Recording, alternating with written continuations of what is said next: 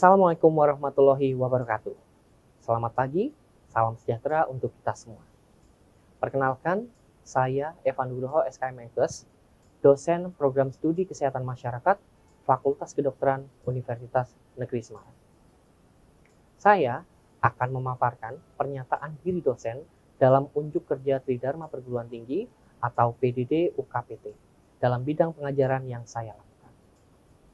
Mata kuliah yang saya ampu adalah kesehatan reproduksi dan kesehatan ibu dan anak bagi mahasiswa semester 2 dengan bobot 2 SKS.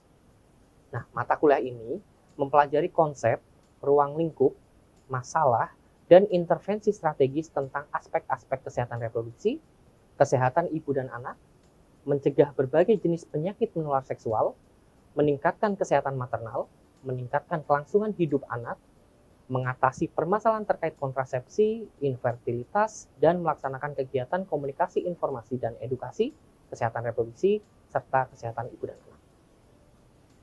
Capaian pembelajaran mata kuliah kesehatan reproduksi ini ada 5. Yang pertama, diharapkan setelah mengikuti mata kuliah ini, mahasiswa mampu menjelaskan konsep dasar, siklus kehidupan reproduksi, dan indikator kesehatan reproduksi, serta KIA secara komprehensif. Yang kedua, mahasiswa mampu menganalisis determinan sosial, budaya, ekonomi, dan lingkungan yang mempengaruhi kesehatan reproduksi di berbagai kelompok. Untuk CPMK yang ketiga, mahasiswa menunjukkan sikap profesional, empatik, dan peka terhadap isu sensitif dalam kesehatan reproduksi dan KIA. Yang keempat, mahasiswa mampu merancang intervensi promosi dan edukasi kesehatan reproduksi berbasis siklus hidup. Dan CPMK yang terakhir, mahasiswa mampu melakukan identifikasi masalah dan pemetaan kebutuhan dalam pelayanan kesehatan reproduksi dan KIA di masyarakat.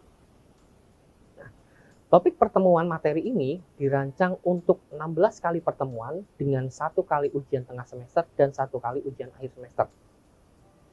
Kemudian, untuk bahan ajar yang saya gunakan, diantaranya yang pertama adalah buku pelatihan kesehatan seksual dan reproduksi ramah remaja. Ini merupakan buku materi standar internasional yang bisa digunakan untuk mahasiswa kesehatan masyarakat. Kemudian, buku yang kedua, ini adalah buku yang saya susun. Buku ini merupakan bentuk kerjasama antara Komisi Penanggulangan AIDS Nasional bekerjasama dengan Asosiasi Institusi Perguruan Tinggi Kesehatan Masyarakat Indonesia. Nah, kebetulan saya menjadi salah satu tim penyusun buku ini. Buku ini berjudul HIV dan AIDS untuk mahasiswa program studi ilmu kesehatan masyarakat, dan buku ini diterapkan di program studi kesehatan masyarakat di Indonesia. Selain itu, referensi yang saya gunakan adalah jurnal-jurnal ilmiah, penelitian, baik penelitian yang saya kerjakan bersama tim, maupun jurnal-jurnal ilmiah penelitian lain yang diterbitkan di jurnal internasional bereputasi maupun jurnal nasional terakreditasi. Pembelajaran yang saya lakukan meliputi 3 hal utama yang dikenal dengan DIA atau Delivery, Interaction, and Assessment. Nah, metode DIA ini adalah pendekatan pembelajaran terintegrasi yang dirancang untuk menjamin segala proses pembelajaran berjalan dengan efektif, partisipatif, dan terukur, terutama dalam mendukung implementasi kurikulum berbasis OBE atau Outcome Based Education. Nah, dalam konteks mata kuliah kesehatan reproduksi dan KIA di program studi kesehatan masyarakat, metode ini tentunya sangat relevan untuk memastikan pemahaman konsep, penerapan, dan konteks nyata, serta pencapaian kompetensi secara menyeluruh. Nah, untuk aspek yang pertama, yakni delivery atau penyampaian materi, strategi delivery dalam mata kuliah kesehatan reproduksi dan KIA ini dilakukan dengan 2 macam pendekatan. Yang pertama adalah pendekatan secara sinkronus. Nah, pendekatan secara sinkronus ini melalui ceramah interaktif berbasis multimedia untuk menjelaskan siklus reproduksi kesehatan ibu dan anak, kontrasepsi, dan program-program kesehatan yang lainnya. Nah, pertemuan asinkronus ini bisa dilakukan secara tatap muka langsung maupun tatap muka menggunakan aplikasi Zoom Meeting, Google Meet, atau aplikasi yang lainnya. Kemudian, untuk pembelajaran asinkronus, pembelajaran ini memanfaatkan e-learning system atau learning management system yang dikembangkan oleh Universitas Negeri Semarang yang disebut sebagai ELENA. Nah, di ELENA ini nantinya akan berisi video pembelajaran, modul ajar, infografis, maupun artikel jurnal berkaitan dengan topik yang sedang dibahas. Kemudian, pembelajaran ini juga menggunakan studi literatur dan review kebijakan. Kenapa? Karena mahasiswa nantinya akan diarahkan untuk membaca peraturan Menteri Kesehatan, rencana aksi nasional, ataupun jurnal-jurnal yang berkaitan dengan topik yang sedang dibahas. Untuk poin yang kedua, interaction atau interaksi, tujuannya adalah untuk meningkatkan partisipasi aktif, keterampilan berpikir kritis, dan menerapkan konsep dalam situasi atau kondisi permasalahan yang nyata. Nah, upaya pendekatan yang dilakukan dalam pembelajaran adalah menggunakan pendekatan case method dan project based learning. Hal ini diupayakan dapat mengembangkan potensi mahasiswa atau kompetensi mahasiswa secara holistik, mencakup pengetahuan atau kognitif, sikap atau afektif, dan keterampilan atau psikomotorik melalui pendekatan yang berpusat kepada mahasiswa dan menekankan pada pemecahan masalah yang ada di dunia nyata atau real world problems. Kemudian, pendekatan yang lain yang dilakukan adalah melalui pendekatan simulasi dan role play. Praktek komunikasi, edukasi, keluarga berencana, atau konseling kesehatan reproduksi tentunya adalah hal-hal yang bisa dipraktikkan secara langsung di kelas. Kemudian, mahasiswa juga bisa dilibatkan dalam bentuk debat ilmiah dengan mengangkat topik-topik atau isu-isu yang masih kontroversial seperti aborsi legal, sterilitas sukarela, atau pendidikan seks bagi remaja di sekolah. Kemudian untuk poin yang ketiga mengenai assessment, dalam perkuliahan kesehatan reproduksi dan KIA, terdapat penilaian sebagai evaluasi mahasiswa dari ketiga aspek tadi, baik kognitif, afektif, maupun psikomotor. Evaluasi atau assessment yang dilakukan dalam pembelajaran terbagi dalam beberapa aspek, yakni aspek keaktifan, ya, dinilai dengan melakukan pembahasan materi berkaitan dengan kesehatan reproduksi, KIA, dan anak pada setiap pertemuan. Nah, untuk poin aktivitas partisipatif ini memiliki persentase 15%. Kemudian adalah hasil proyek. Nah, laporan hasil proyek ini merupakan laporan hasil asesmen kesehatan reproduksi atau masalah KIA dan evaluasi intervensi yang dilakukan. Untuk bobot penilaiannya adalah sebesar 35%. Kemudian untuk tugas, mahasiswa nantinya diminta untuk menyusun berbagai penugasan sesuai dengan topik perkuliahan yang dibahas. Nah, untuk persentase penilaiannya sebesar 10%. Untuk yang keempat adalah aspek kuis. Nantinya mahasiswa juga akan diminta mengerjakan beberapa kuis. Biasanya kami akan memberikan kuis sesuai dengan materi pembelajaran yang sedang dilangsungkan, termasuk untuk mengetahui apakah mahasiswa ada peningkatan pengetahuan berdasarkan topik yang sedang dibahas. Kemudian poin yang kelima adalah ujian tengah semester. Ini kami nilai biasanya pada pertemuan yang ke-8 untuk menguji apakah mahasiswa sudah memahami topik-topik yang sudah dibahas dari pertemuan pertama sampai dengan pertemuan ke-7 dengan bentuk ujian dan persentase penilaian sebesar 15%. Kemudian untuk yang terakhir adalah ujian akhir semester.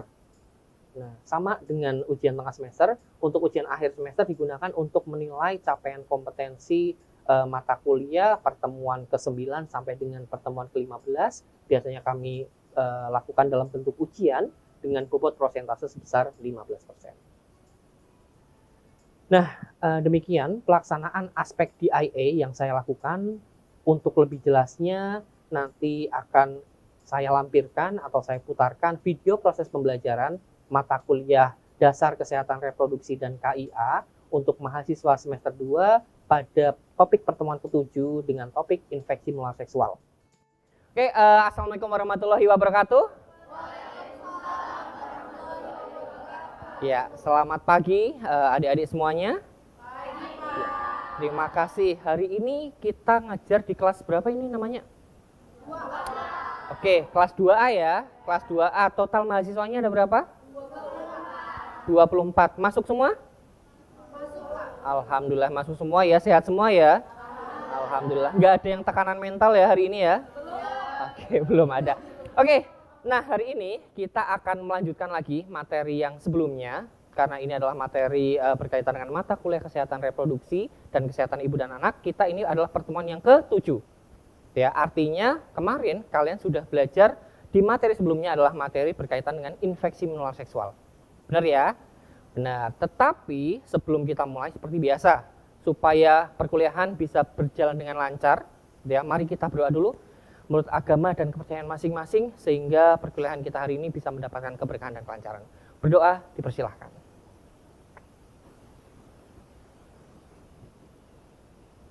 Oke, cukup. Selesai ya. Nah, balik lagi ke pertanyaan saya. Minggu lalu kita sudah belajar berkaitan dengan infeksi menular seksual. Ada yang masih ingat materi minggu sebelumnya berkaitan dengan infeksi menular seksual? Boleh angkat tangan? Infeksi menular seksual itu bisa disebabkan oleh bakteri, virus, kemudian yang dikeluarkan melalui hubungan seks. Oke, terima kasih di azas tambahannya tadi ya. Berarti infeksi menular seksual adalah sebuah penyakit yang ditularkan melalui aktivitas seksual yang bisa disebabkan oleh virus, bakteri dan bakteri ya. Oke, terima kasih. Oke, yang lain silahkan. Yang sebelah kanan atau sebelah kiri, paling kiri, yang masih diingat soal materi minggu lalu. Contoh-contohnya mungkin. Yang saya ketahui tentang penyakit IMS itu biasanya ada hepatitis B. Hepatitis B, apa itu hepatitis B? Menurut saya hepatitis B disebabkan oleh virus hepatitis B ya, yang biasanya ditularkan itu juga bisa melalui hubungan seksual. Oke, terima kasih. Komplit ya tadi ya. Jadi ternyata adik-adik semua masih ingat materi yang sebelumnya, ada infeksi menular seksual yakni penyakit yang disebabkan karena aktivitas seksual. Penyebabnya tadi macam-macam, ada virus, bakteri, jamur dan sebagainya. Contoh-contohnya juga tadi sudah bisa dijelaskan dengan baik. Nah, kita lanjutkan untuk materi hari ini. Kita akan spesifik membahas salah satu contoh dari infeksi menular seksual, yakni HIV/AIDS atau HIV/AIDS, gitu ya. Nah, sebelum perkuliahan ini, sudah ada yang mengakses materi saya di Elena? Sudah ya. Jadi di Elena saya sudah mengunggah materi, ada PowerPoint di situ, kemudian ada deskripsinya juga, termasuk nanti ada kolom diskusi dan penugasan, gitu ya. Artinya kalau misalkan nanti kalian sudah mengikuti materi hari ini dan masih ada yang lupa, kalian bisa akses materinya di Elena, ya. Oke, kita lanjut. Sekarang kita bahas soal HIV/AIDS, ya.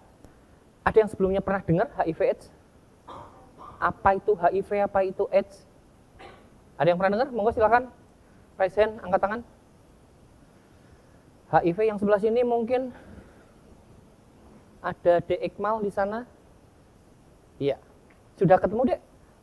Oh, belum. Oke. Masih belum ketemu ternyata. Yuk, ada yang masih ingat apa itu HIV dan AIDS? Oke. Lupa? Lupa? Oke, ya sudah. Nah, saya jelaskan ya. Jadi, untuk hari ini kita akan belajar HIV dan AIDS. Ada 4 hal yang harus kalian pelajari hari ini.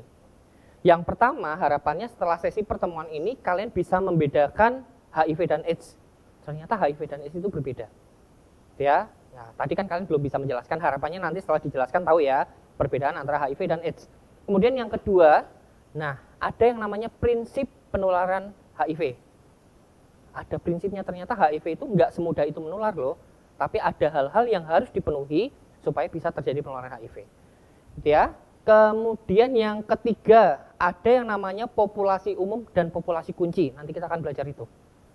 Dan yang keempat, ada hal-hal yang berkaitan dengan pencegahan penularan HIV dan AIDS. Ada 4 itu.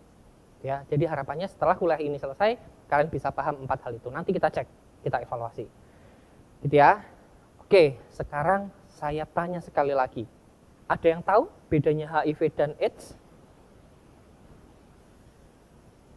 Oke, boleh. Siapa Dek namanya? Vida, boleh. Agak keras ya Dek Vida ya? Kalau HIV itu adalah virusnya, yaitu imunodeficiency virus. Kalau AIDS itu adalah penyakit yang disebabkan karena adanya infeksi virus HIV.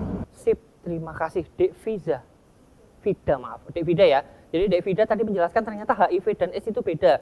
Kalau HIV itu nama virusnya, gitu ya. Kalau AIDS adalah penyakitnya.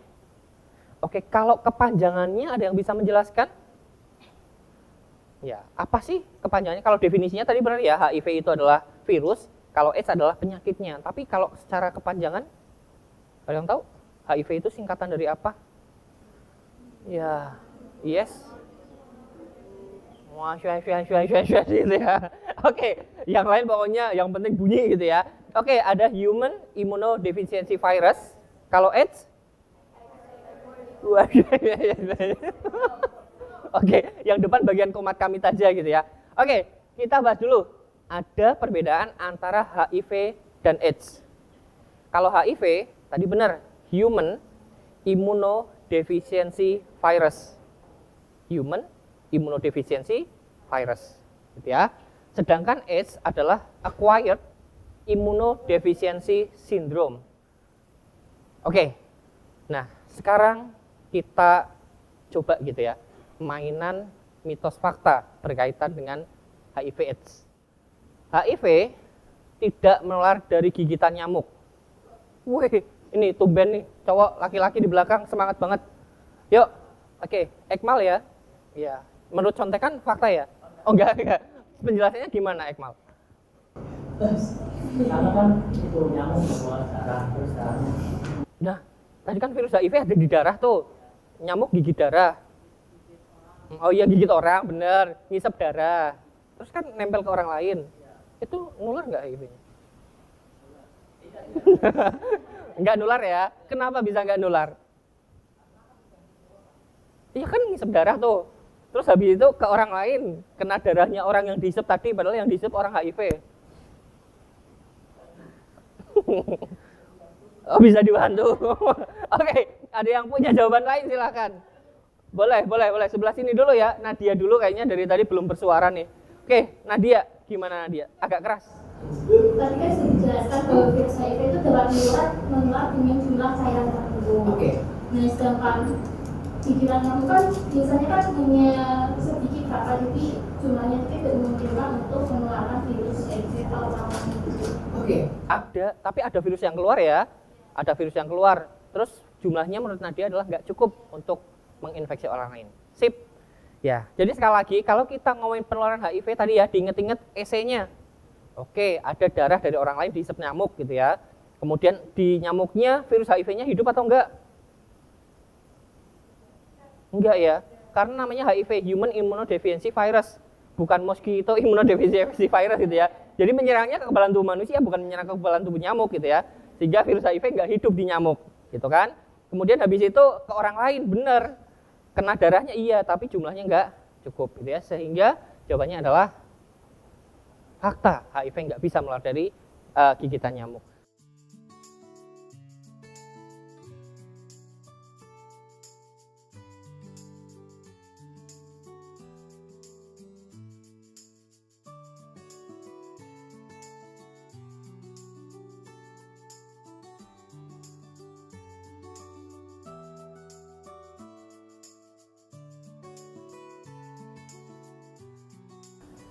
Sekarang saya mau membahas berkaitan dengan populasi. Ya, populasi atau orang-orang, populasi umum dan populasi kunci. Saya butuh bantuan 6 orang sukarelawan, boleh laki-laki, boleh perempuan. Monggo silahkan, saya butuh 6 orang. Boleh membantu saya ke depan. Nah, oke. Saya punya kertas yang isinya peran-peran. Tolong kalian ambil satu. Kemudian tunjukkan perannya ke teman kalian. Boleh ambilnya sambil merem ya. Sudah semua? Nah, sekarang coba kalian lihat dengan seksama teman-teman kalian.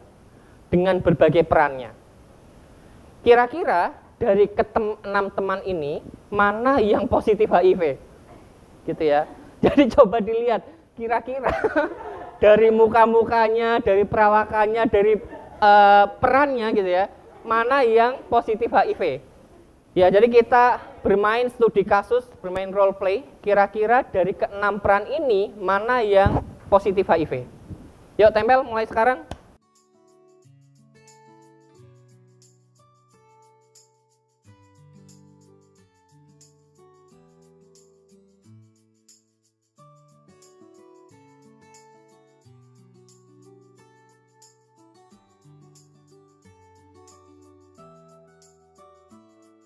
Ya, ada yang mau kasih penjelasan? Saya mau tanya dulu deh, yang nempel ke ibu rumah tangga.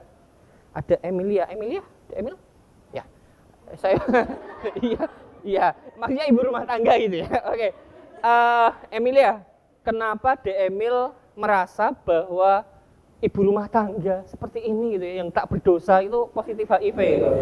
Baik Pak, ini jawab kan ibu rumah tangga barangkali dia nggak punya suami gitu Pak. Oke, wah negatif tinggi banget ya. Oke, barangkali ibunya nggak punya suami, kemudian Ya mungkin kayak hubungan seksual dengan orang lain atau hubungan Anda dengan HIV.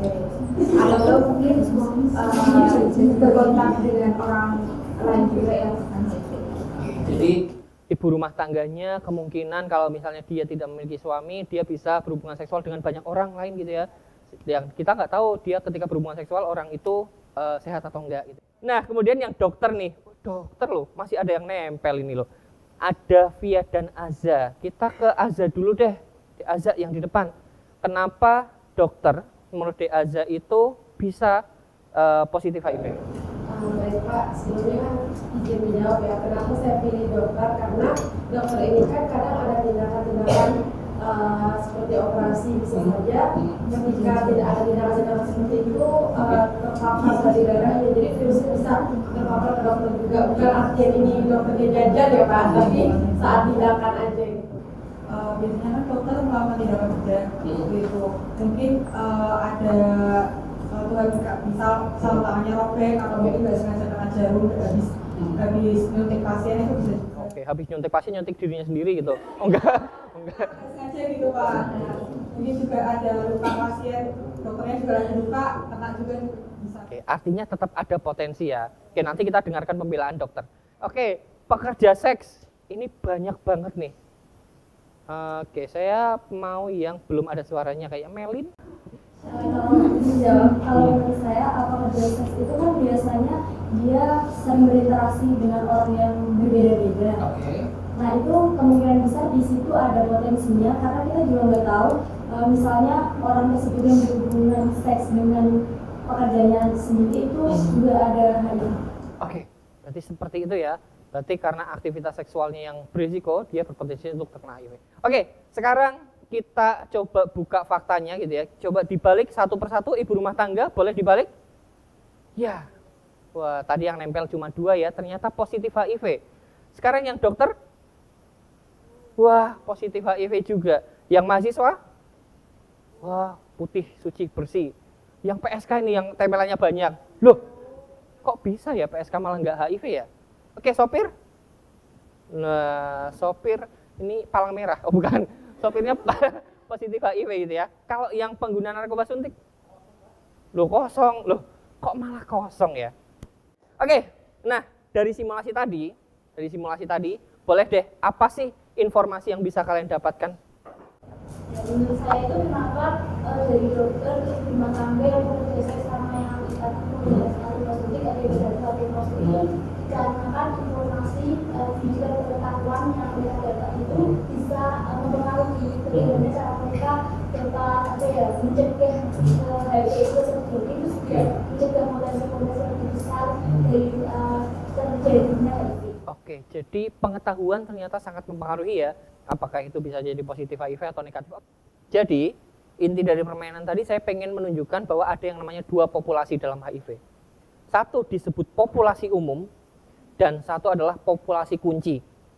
Ya, populasi umum ya masyarakat pada umumnya. Ada ibu rumah tangga, ada sopir dan sebagainya gitu ya. Itu adalah populasi umum. Dan populasi kunci adalah populasi umum memang berisiko untuk tertular HIV, tetapi risikonya kecil. Ya, jadi semua orang, mau mahasiswa, mau dosen, mau dokter, itu berisiko tertular HIV, namun kecil risikonya. Ya, risiko kecil bukan berarti nggak bisa kena. Ya. Kemudian yang kedua, ada populasi kunci. Adalah orang-orang atau kelompok yang memiliki risiko tinggi untuk terkena HIV karena perilakunya. Gitu ya. Tadi contohnya adalah pekerja seks komersial. Kemudian ada pengguna narkoba suntik, ada homoseksual, gay, lesbian dan sebagainya. Ya, itu adalah kelompok populasi kunci atau kelompok risiko tinggi. Nah, kenapa kelompok risiko tinggi? Karena mereka berpotensi sangat tinggi untuk terinfeksi HIV. Ya, tetapi kelompok risiko tinggi itu bukan berarti semuanya pasti positif HIV. Bisa juga negatif. Nah, semuanya tergantung dari perilaku yang dia lakukan. Kalau misalnya populasi umum melakukan perilaku yang berisiko, ya bisa berisiko terkena HIV. Tapi kalau misalnya populasi berisiko tinggi, dia melakukan tindakan pencegahan yang baik, maka dia bisa negatif HIV. Gitu ya, itu kesimpulan. Jadi kita nggak bisa ngelihat apa profesinya dia, kemudian bentuk tubuhnya kayak apa, tapi kita akan menilai dari perilakunya dia, perilaku yang berisiko dan tindakan pencegahannya. Gitu ya. Nah, terakhir materi yang akan saya sampaikan adalah berkaitan dengan pencegahan HIV. Pencegahan HIV itu dikenal dengan istilah ABCDE. Ya, singkatannya ABCDE. A, abstinen, yakni tidak melakukan hubungan seksual sama sekali atau puasa seks. Ya, itu biasanya kita informasikan kepada orang yang belum seksual aktif. Remaja misalnya, mahasiswa. Jadi kita harus galakan yang namanya abstinensia. Kemudian yang kedua adalah be faithful, setia dengan pasangannya. Nah, informasi ini kita berikan kepada orang yang sudah seksual aktif. Ibu rumah tangga, suami istri gitu ya. Itu adalah kita berikan informasi supaya dia setia dengan pasangannya. Kemudian yang C adalah konsisten menggunakan kondom. Gunakan kondom secara konsisten untuk yang sudah seksual aktif dan tidak bisa setia dengan pasangannya. Ya, artinya bertahap. Kemudian yang keempat, don't share needle atau don't do drugs. Jangan gunakan jarum suntik bergantian atau jangan gunakan narkoba suntik sama sekali. Gitu ya. Dan yang E, yang untuk semua adalah education. Ada 5 pencegahan HIV. Gitu ya. Paham sampai sini? Paham. Jadi tadi kalian sudah dapat informasi tentang apa sih bedanya HIV dan AIDS. Ya, sudah tahu ya bedanya ya. Apa HIV? Virus yang menyerang kekebalan tubuh manusia. Kalau AIDS? Gejala yang muncul karena orang terinfeksi HIV. Ya. Kemudian tadi kalian sudah bisa menjelaskan prinsip penularan HIV. Ada EC, ESSE. Ada E yang pertama? Exit, virus yang keluar. Survive, virusnya bertahan hidup. Sufficient, jumlahnya cukup. Kemudian enter, ada virus yang masuk. Ya. Kemudian yang tadi kita simulasikan, kalian sudah bisa membedakan antara populasi umum dan populasi kunci. Populasi yang berisiko rendah dan berisiko tinggi. Perilaku yang berisiko dan juga pencegahan HIV. Ya. Dan yang keempat, kalian sudah bisa tadi menjelaskan apa saja langkah-langkah pencegahan HIV. Ada A, abstinensia, B, be faithful, C, konsisten menggunakan kondom, D, don't do sharing needle atau don't do drugs, dan E adalah education. Ya. Mudah-mudahan sudah jelas ya. Sudah jelas. Minggu depan nanti kita akan review lagi. Nah, terakhir, sebelum menutup sesi ini, saya minta tolong kalian boleh mengeluarkan HP kalian. Kita akan melakukan quiz. Join myquiz.com. Ya, sudah ada satu yang bergabung, ada Melin, Salma.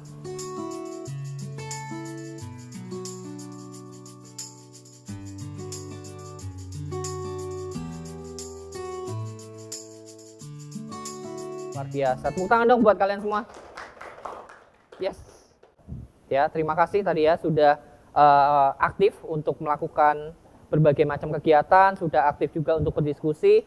Untuk materi selengkapnya nanti akan saya share di Elena, gitu ya. Akan saya share di Elena. Oke, masih pada mainan ya. Oke, saya share di Elena. Kemudian untuk bukunya, kalian nanti bisa lihat di buku ini ya. Kalian sudah punya masing-masing ya. Ada di buku cetak, kemudian nanti kalian bisa buka di bagian modul ke-7. Ya. Terima kasih dari saya. Minggu depan kita akan ulangi lagi materinya, kita refleksi lagi. Sebelum kita tutup, mari kita berdoa dulu untuk tadi ya, untuk segala macam proses kita, semoga diberikan kelancaran dan keberkahan, gitu ya. Kita berdoa dulu menurut agama dan kepercayaan masing-masing. Berdoa dimulai.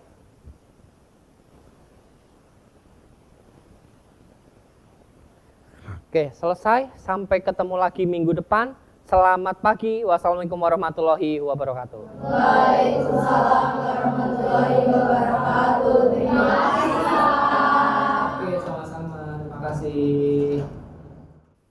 Demikian yang dapat saya sampaikan berkaitan dengan pernyataan deskripsi diri unjuk kerja Tridharma Perguruan Tinggi untuk unsur pengajaran. Terima kasih.